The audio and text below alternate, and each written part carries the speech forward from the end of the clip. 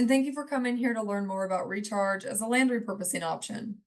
My name is Taylor Broadhead, and I'm a Senior Manager of Water Policy with Audubon, California, with a background of working with districts and GSAs on geospatial modeling of recharge opportunities. So I'm going to provide a refresher on how recharge works, some considerations on the feasibility of recharge, and some of the many benefits of recharge. Groundwater recharge, also known as managed aquifer recharge, or simply MAR for short, is a practice that involves applying excess surface water across the landscape to replenish the underground aquifers faster than it would occur naturally. Converting active farmland to recharge opportunities could help meet the objectives of SGMA by enhancing recharge and also by reducing groundwater demand, land subsidence, and risk from uncontrolled flooding.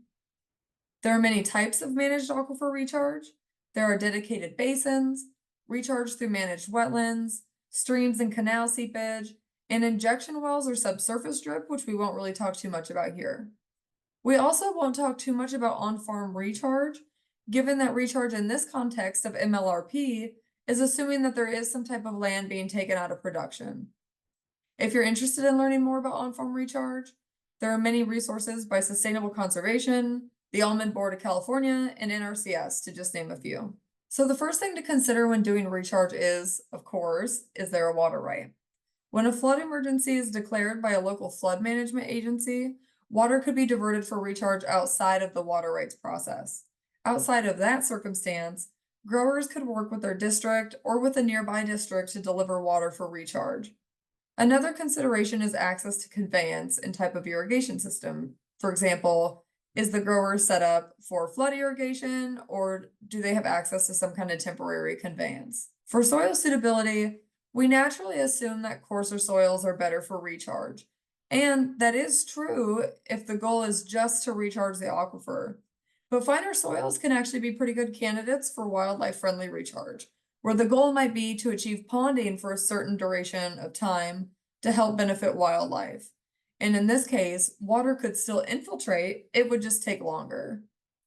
As for underlying geology, shallow depths to groundwater or the presence of Corcoran clay could result in mounding, which might be a concern if you are recharging on or very close to active farmland where root rot might be a concern. When repurposing land for recharge, there can be a lot of beneficiaries, and wildlife is a great example.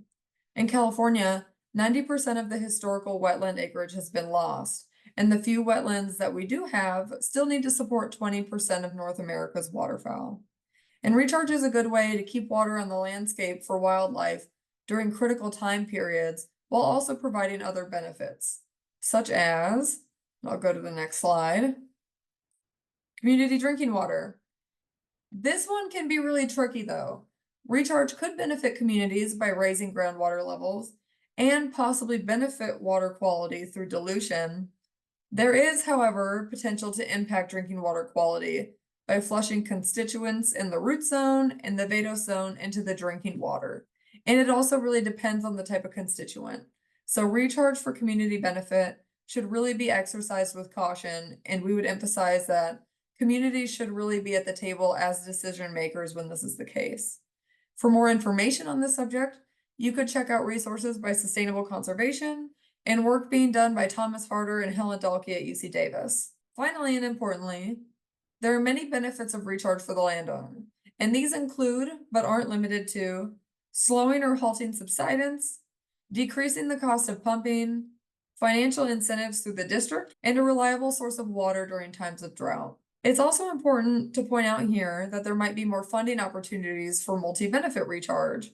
For some ideas, check out the MLRP land use summaries and other MLRP presentations on upland habitat, conservation easements, and grazing. Thank you.